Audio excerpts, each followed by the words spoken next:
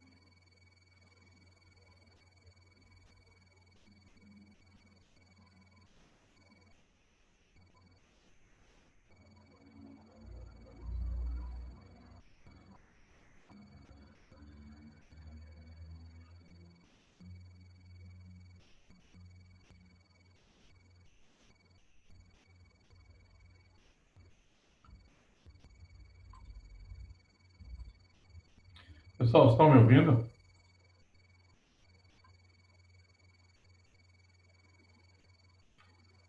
Pessoal, estão me ouvindo?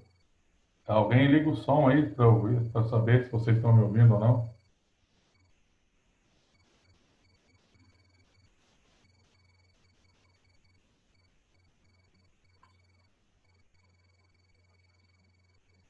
Ah, beleza. Pessoal, só um minutinho que eu estou admitindo o pessoal que está entrando aqui, senão tem que ficar parando.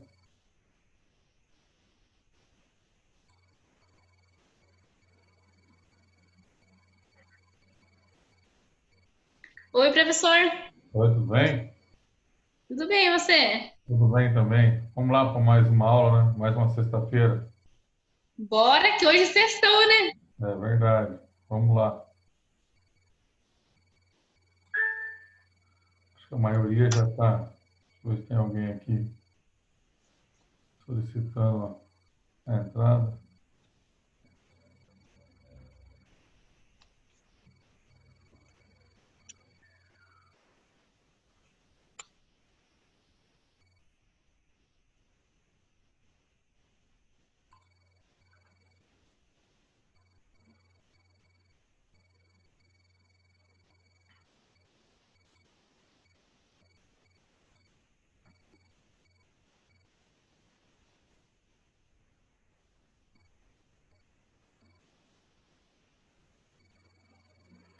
Pessoal, então vamos lá, né? Os que não foram aparecendo que a gente vai admitindo aqui, beleza? Pessoal, boa noite para vocês. Vamos lá para mais uma aula nossa, né? E falando, dando continuidade na aula passada, que nós estávamos falando sobre as políticas econômicas, né? Vamos compartilhar aqui a tela novamente com vocês para a gente retomar os slides. Eu mandei os slides lá no Class lá, aí mandei o código da sala para vocês, tá? E se alguém não conseguiu acessar, me dá um alô, tá? Porque para vocês acessarem, na verdade, eu preciso cadastrar o e-mail de vocês lá, tem que ser o e-mail do Gmail, ok? Então, se caso alguém não conseguiu acessar, fala comigo daí, manda um WhatsApp para mim lá no privado, lá, manda a conta de e-mail, que é o cadastro, beleza? Ok? Vamos lá, deixa eu compartilhar a aula de hoje, então.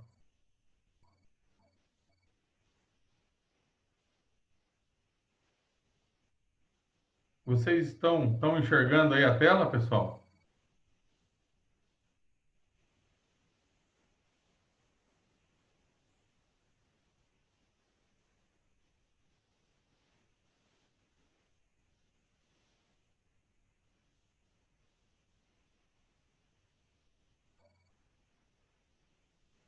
Pessoal, estão enxergando aí a tela? Estamos sim, professor. Ah, beleza, então. Pessoal, então assim, a gente estava falando das políticas, né, econômicas que existem para controle da economia e principalmente, né, do controle do mercado financeiro. E uma das políticas é a política monetária, né, que nós vimos, certo? E da política monetária nós vimos alguns instrumentos, né, que nós temos para poder fazer esse controle, né? alguns instrumentos a gente tem para fazer esse controle. E a gente, só voltar aqui.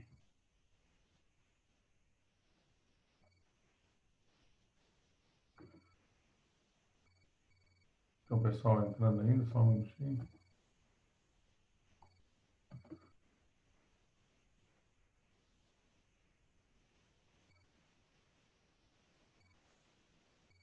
Esse daqui nós já vimos, né?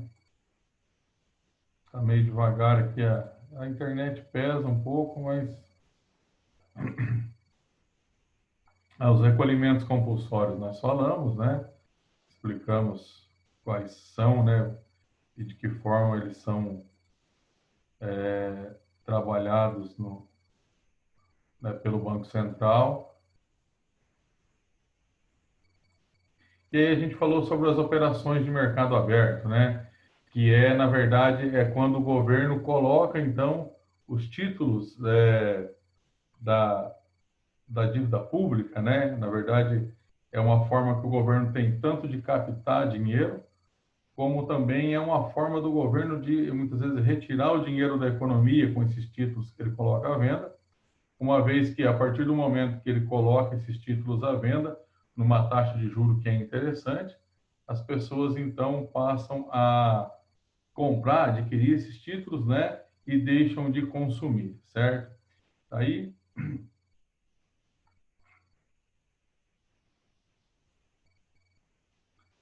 nós falamos aqui, né, dos objetivos, né? Foi o que eu acabei de falar.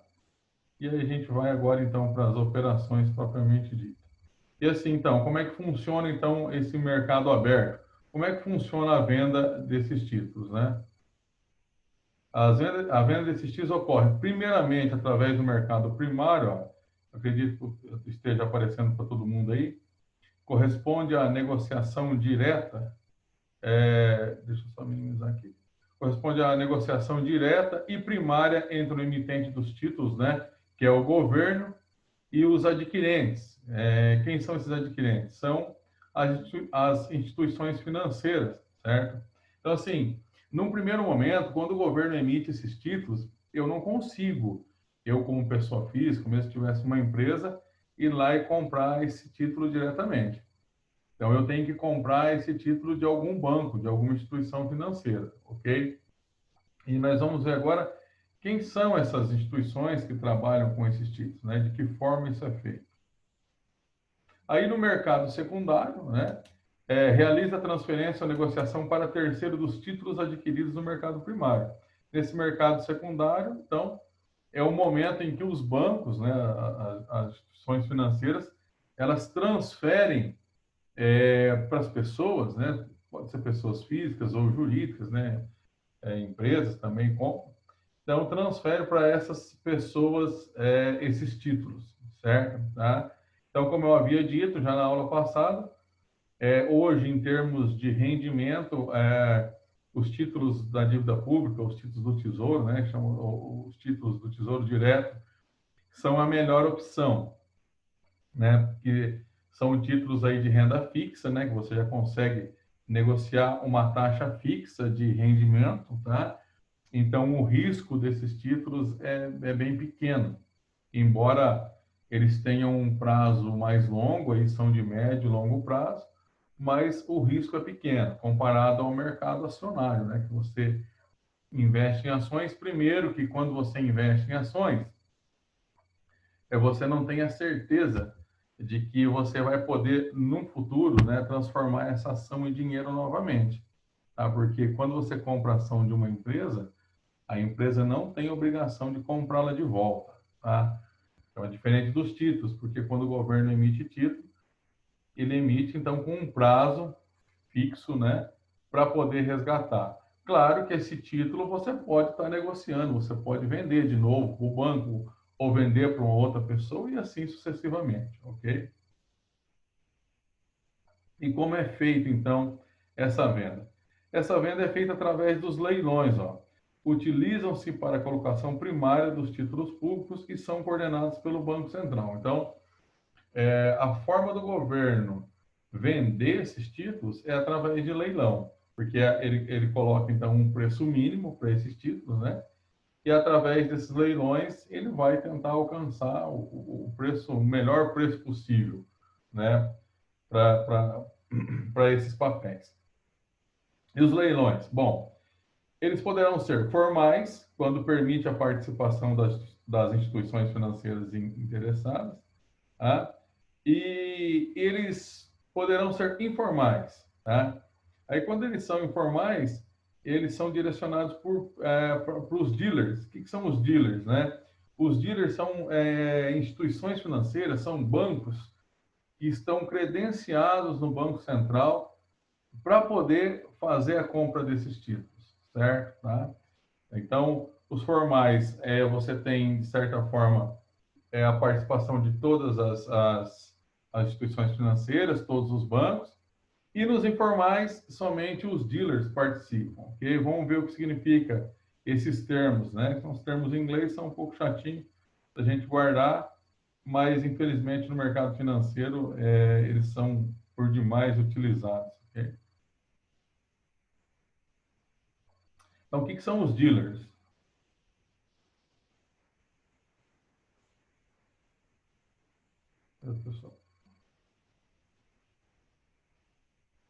O pessoal entrando agora aqui.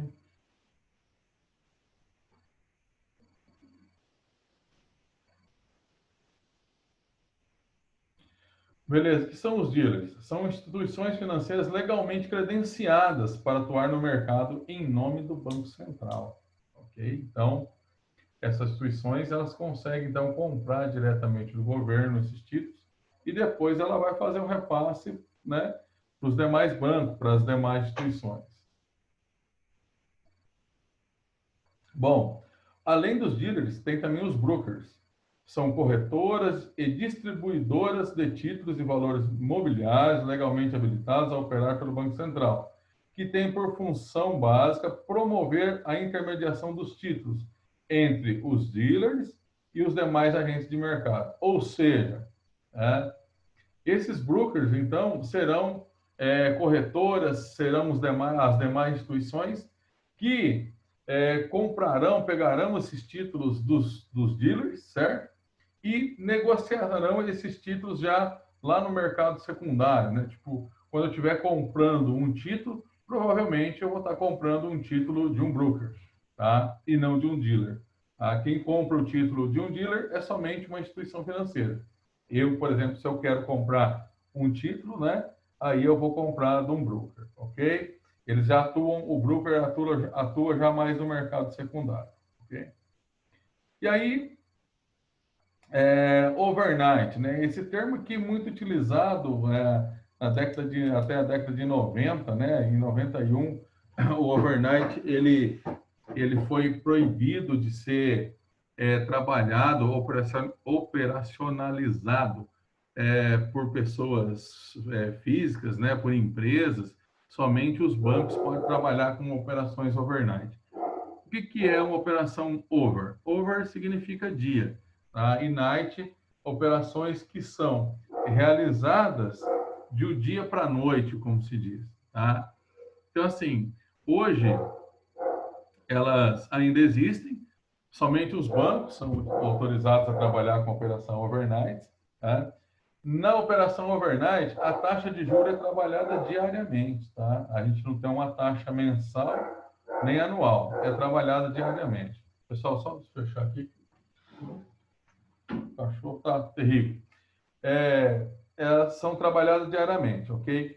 E é interessante, pessoal, falar do overnight, da taxa diária, porque essa taxa, na verdade, ela tem uma influência muito grande na nossa vida, como um todo. Por quê? Veja bem, o Banco Central, o governo federal, através do Banco Central, né?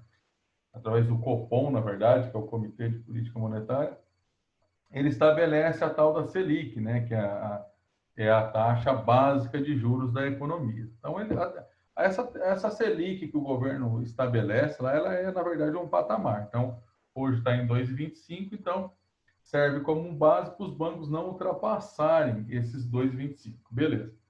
Aí, dentro desses 2,25, os bancos vão operar, né, fazendo empréstimo, tomando empréstimos um do outro, ok? Tá? E essas operações que os bancos fazem entre si, né, é as operações de overnight, né? É quando um banco ele fecha o caixa dele negativo, ele precisa de dinheiro, ele vai tomar dinheiro emprestado do outro banco, certo? E aí, nesse momento, essa intermediação que é feita da compra, na verdade, é da compra e venda do título, e esse empréstimo entre os bancos, essa compra e venda, se chama CDI, Certificado de Depósito Interbancário. Do mesmo jeito que o governo emite títulos, né, da dívida pública, os bancos também emitem esses títulos, né, um para o outro. E esses títulos se chamam CDI, Certificado de Depósito Interbancário. Esse certificado, ele só funciona, ele só é comercializado entre os bancos, ok? Tá? Entre as instituições. Então, o que acontece? Nessa negociação entre os bancos, vai existir uma taxa de juros. Ela é chamada de taxa básica financeira, ok? Chamada de taxa básica financeira. E essa taxa, é através dessa taxa que vai se formar a TR. Então, o governo, ele utiliza daí a média, a taxa básica financeira média da negociação das 30 maiores instituições financeiras do país, e com base nessa negociação forma-se a TR. E por que ela é importante? Por que ela está envolvida na vida da gente, a TR? Porque a TR ela está presente na correção de muitos títulos, né? De muitas das nossas dívidas, certo? De muitas das nossas aplicações. Por exemplo, você vai aplicar na poupança, né? Se a Selic está acima de 8,5 ao ano, você tem uma remuneração da poupança que é a TR mais 0,5%, certo? Se a Selic está abaixo de 8,5%, a remuneração da poupança é a TR mais 70% da Selic. Então, assim, e aí se a gente vê, porque quando você tem uma dívida com a Receita Federal, por exemplo, ela é corrigida pela TR. Qual que é a vantagem hoje? Se a gente pegar no histórico, a gente puxar, já há 2 anos praticamente que a gente tem uma TR igual a zero. A TR hoje no Brasil, ela é igual a zero. Então, por isso, quem tem dinheiro aí, quem está com a bufunfa guardada aí na poupança, praticamente não está dando nada, né? Porque a Selic está 2,25 ao ano. Aí você calcula 70% disso. Divide por mês isso. Praticamente a poupança está quase que zerando também. Então não compensa, né? Guardar dinheiro hoje na poupança. Então, assim, quem tem dinheiro e quer ganhar um pouquinho mais, teria que arriscar no mercado de ações. Ah, mas eu posso aplicar no mercado de ações? Claro que pode, tá? Você pode, e você não precisa ser um investidor arrojado, aquele que entra lá na bolsa fazendo peripécias, fazendo loucura, mas você pode procurar aí uma corretora, né? E aí acho que todo mundo tem conta em banco aqui, né? E aí você vai no seu próprio banco lá e o Bradesco mesmo, todos os bancos têm corretoras, né? E aí você fala, olha, eu quero trabalhar no mercado de ações, quero aplicar meu dinheiro lá. Então, essa corretora, na verdade, ela vai te instruir, ela vai te dizer quais são as melhores ações. Aí, lógico, de repente você quer se aventurar aí, né, no mercado de ações, se torna um especialista, você pode ganhar muito dinheiro. Inclusive, hoje no mercado de ações, você pode trabalhar no day trade, que é negociações diárias. E no day trade você pode trabalhar praticamente sem ter dinheiro, né? Você pode trabalhar sem ter dinheiro. Você compra a ação e vende no mesmo dia. E aí você não precisa fazer o depósito, ok? Então, porque você está trabalhando no mesmo dia. É a mesma coisa se você pegasse, um exemplo hoje, você pegasse para negociar um carro, né? Eu sou um negociador de carro.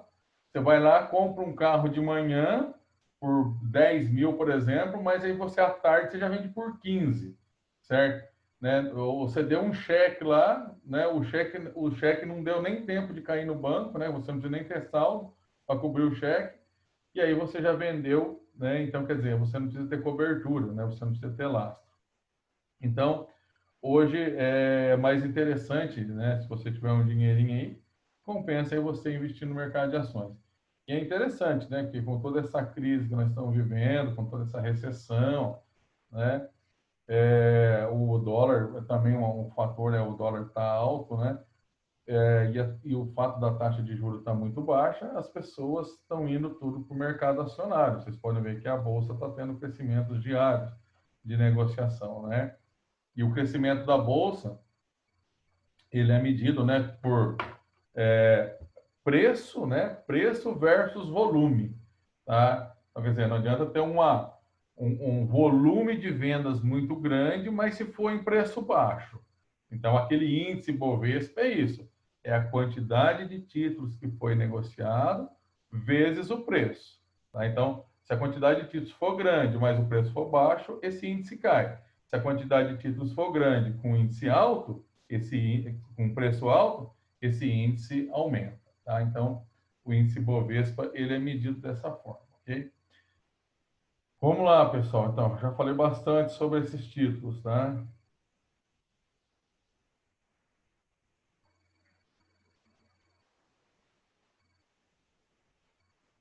E aqui vem um gráfico, né, uma figura aí para ilustrar. Ó. Banco Central, no leilão aberto, todas as instituições podem participar. E no leilão fechado, somente os dealers. Tá? Então, eles atuam no mercado primário. Então, tanto no leilão aberto como no leilão fechado, né? Esse termo em inglês aqui, que eu nem sei pronunciar, na verdade, tá? Mas significa leilão fechado. Então, no aberto todas as instituições, no fechado somente os dealers, e aí eles estão atuando no mercado primário. Tá? Bom, uma vez, então, compradas essas ações do Banco Central, essas ações vão ser repassadas para os brokers, né, que são as corretoras, as instituições, como um todo, e aí vai para o mercado secundário, aí que eu participo, né? Aí eu, como pessoa física, pobre mortal, é aí que eu vou comprar, ok? Beleza? Tá? Então, é assim que funciona o mercado dos títulos. Bom, então nós falamos, né, sobre os empréstimos compulsórios, os instrumentos da política monetária, do empréstimo compulsório. Nós falamos, né, do mercado aberto, que nada mais é do que a venda de títulos, né, da dívida pública. E aí um terceiro, que é o redesconto e empréstimo de liquidez, né, que vem a ser as operações de redesconto. Como eu estava falando para vocês, os bancos eles atuam no mercado financeiro, né, concedendo empréstimo e captando empréstimo. Captar é quando você vai lá e deposita dinheiro na poupança. Né? Fornecendo empréstimo é quando você vai lá e toma dinheiro emprestado do banco. O que acontece? Os bancos, às vezes, pode acontecer durante o dia, né, como eu falei que as operações do banco são over, né, são diárias, os bancos podem chegar no final do dia e estar com uma insuficiência de caixa. Está com caixa negativo. O banco emprestou mais dinheiro do que captou. O que acontece? O banco não pode passar com caixa negativo. Né? O banco não pode passar com caixa negativo. É igual a nossa conta lá. Durante o dia lá, saiu mais dinheiro do que entrou. O que acontece? Ou eu tenho que ter se eu tenho lá um limite, lá um cheque especial, o que acontece? O banco empresta o dinheiro dele para mim e zera a minha conta, porque eu não posso passar com a conta negativa. Mesma coisa são os bancos, tá? No sistema financeiro. Beleza. Tá. Então, o banco passou com caixa negativo. O banco tem duas opções para acertar essas contas aí. A primeira, ele poderia ir lá no Banco Central, certo? E pegar dinheiro emprestado do Banco Central, tá? Ou ele poderia, então, pegar dinheiro de um outro banco, certo? Mas o que acontece? Via de regra, os bancos recorrem ao Banco Central. Por quê? A taxa de juros é menor, certo? Essa operação que o banco pega dinheiro emprestado do Banco Central para cobrir o seu caixa negativo, chama-se redesconto bancário, certo? Tá? Empréstimo de liquidez. O que é empréstimo de liquidez?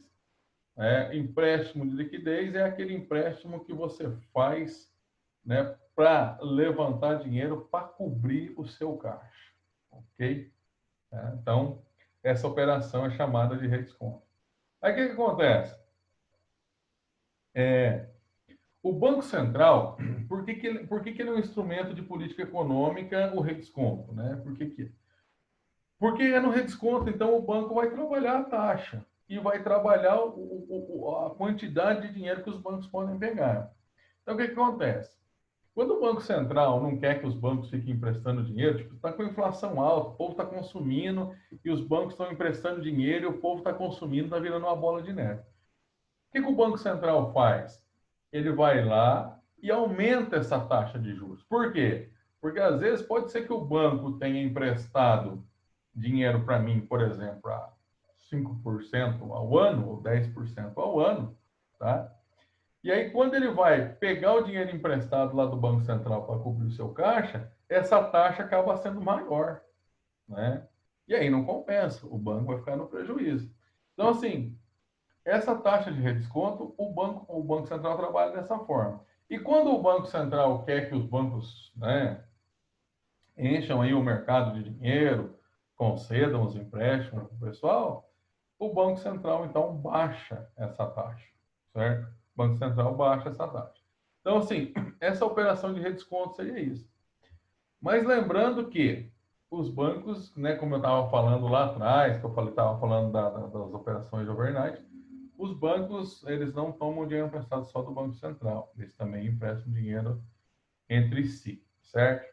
E aí vem o conceito, ó, deixa eu minimizar aqui, senão não consigo ler. O Banco Central costuma realizar empréstimos de assistência de liquidez às instituições financeiras, visando equilibrar suas necessidades de caixa, no caso de um aumento acentuado da demanda de recursos dos depositantes. Certo? Então, beleza. Então, é quando os bancos precisam de dinheiro, vai lá pegar esse dinheiro lá no Banco Central. Aí, olha aqui, ó. A taxa de juros cobrada pelo Banco Central nessas operações chama-se taxa de redesconto. Essa taxa age sobre o nível de liquidez monetária da economia e, sobretudo, as taxas de juros praticadas pelos bancos. Entenderam? Então, ou seja, essa taxa de redesconto, como eu falei, né? Se o Banco Central não quer que os bancos saiam emprestando dinheiro para o povo, né, e fiquem no vermelho, o Banco Central aumenta essa taxa, tá? Com isso, ele consegue controlar o volume de dinheiro na economia, ok? Tá? E aí, e essa taxa também, né? Aqui, ó, essa taxa de redesconto aqui, quando ela é alta, né, ela também implica nas taxas de juros praticadas pelos bancos. Porque que acontece? Se o Banco Central diminui a taxa de redesconto, os bancos também diminuem as taxas deles e começam a oferecer mais dinheiro. Se o Banco Central, no caso, aumenta, o banco também tem que aumentar. E aí, lógico, quem precisa de dinheiro vai acabar correndo desses bancos, ok? Deixa eu ir anotando aqui o povo que vai entrando aí. Certo, pessoal? Tranquilo? Dá um sinal de vida aí, que eu tô vendo a carinha de vocês aí. Um tá dormindo, outro tá assistindo novela. Tá Ô, complicado, hein, louco, professor, casal? vai estar aqui, professor. Pode falar, pessoal. Não paga, não vou descontar ponto, não.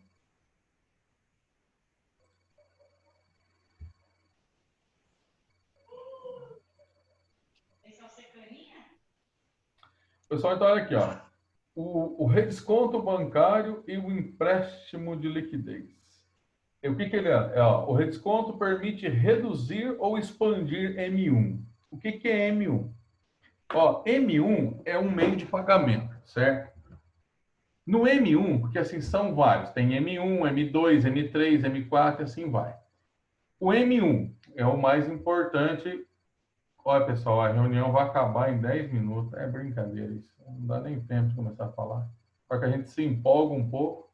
Pessoal, então assim, o M1, na verdade, é a composição de um dos meios de pagamento. E como é que ele é composto? Só para a gente saber, então, esse M1 vocês não vão esquecer. O M1 é o dinheiro que vocês têm no bolso, tá? O dinheiro físico, as notas de 100, vocês estão com a carteira cheia, certo? E aquelas moedas que vocês guardam para dar na coleta de igreja, seus miseráveis, né? Vocês deixam só as misérias para dar na igreja. Então, o M1 é esse dinheiro, certo? Que vocês têm no bolso, tá? Mais aquele dinheiro que vocês têm lá na conta corrente de vocês, certo? Não entra da poupança. A poupança vai entrar no M2. Então, assim, o redesconto permite reduzir ou expandir o M1. É aquilo que eu estava falando, né? Se você tem uma taxa de redesconto alta, os bancos vão pagar mais juros. Pagando mais juros, eles têm que emprestar juro maior. Emprestando a juro maior, o que acontece? Você não tem, a procura pelo dinheiro se torna menor, ok? Então, é isso aí, pessoal. Então, uma das políticas, né, também, né, da política econômica, um dos instrumentos, então, é a operação de redesconto, ok? Pessoal, deixa eu ver aqui quem que está presente aqui, senão daqui a pouco acaba o meu tempo, eu não vejo todo mundo, né? Então, vamos ver, o Alan, Franciane, Sônia, o Rafael Marques. Vou colocar presença, o povo aqui ainda.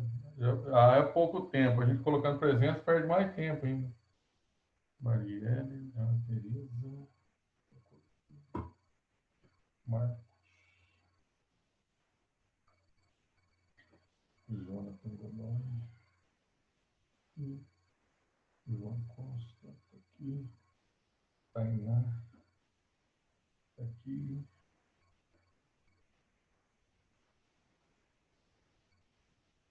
O André, Francesco,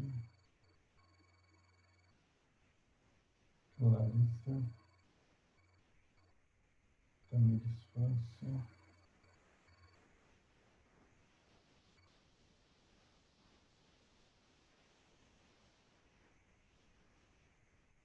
Tiffany.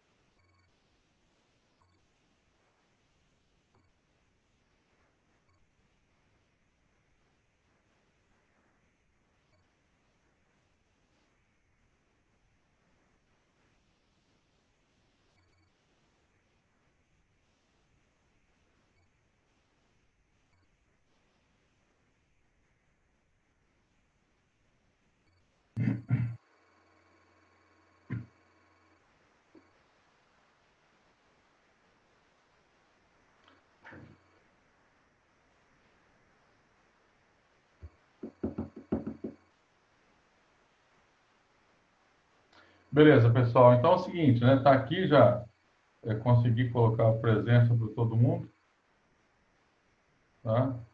E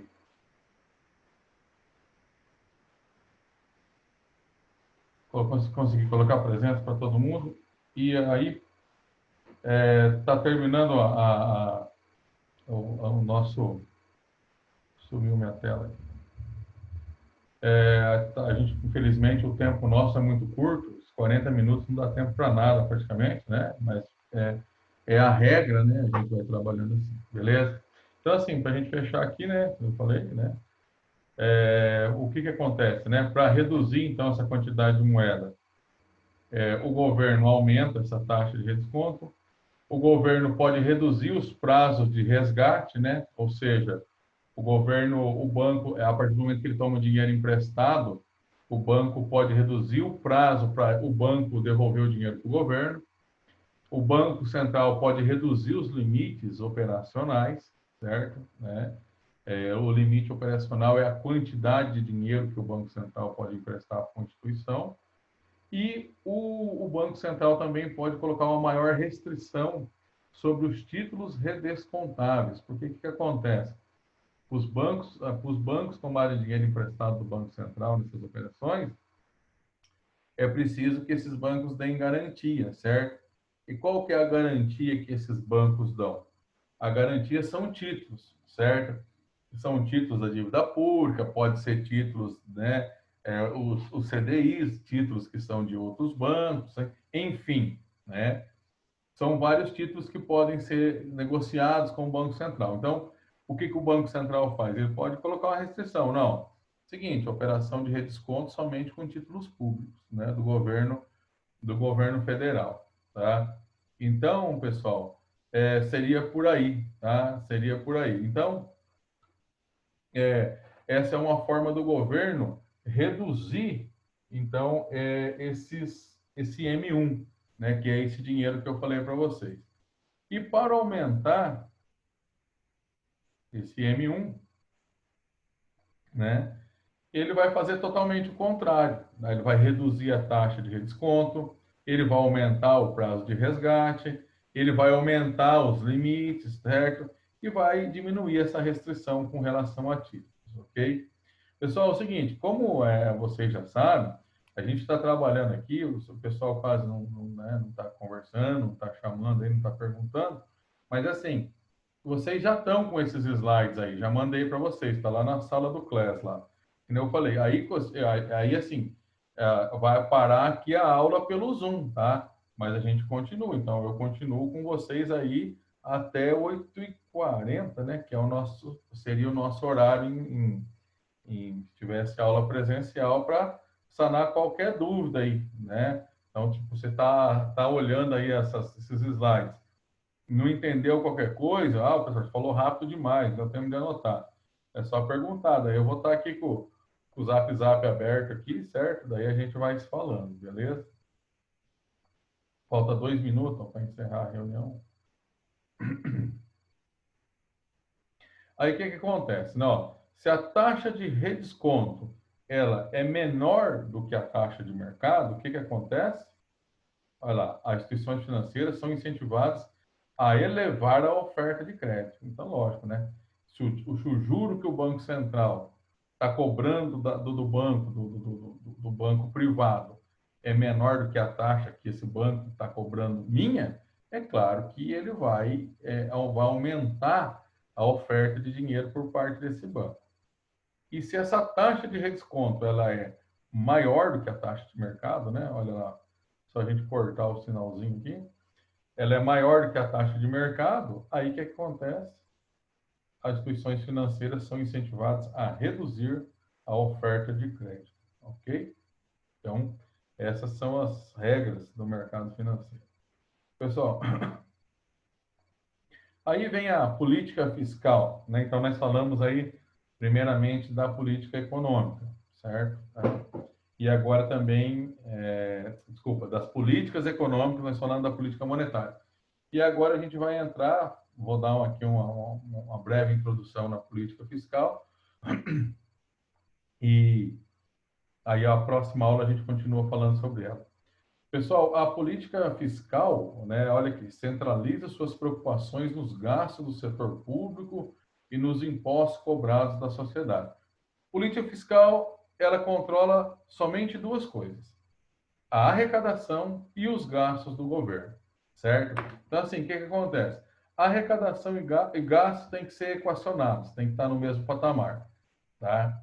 E, ultimamente, no Brasil, o que a gente vê? Os gastos são maiores que a arrecadação, tá? E isso, os governos, tanto federal, estadual e municipais, acabam, né, acometidos do déficit público, certo? Ou seja, da dívida pública, né? Tá? A gente vai falar, pessoal, tá terminando aqui, né? Uma boa noite aí para vocês, e a gente, na próxima aula, a gente retoma falando sobre essa política fiscal, né? Sobre essa forma de aumentar ou reduzir impostos, aumentar ou reduzir gastos, ok? Beleza? Tá? Boa noite para vocês, pessoal.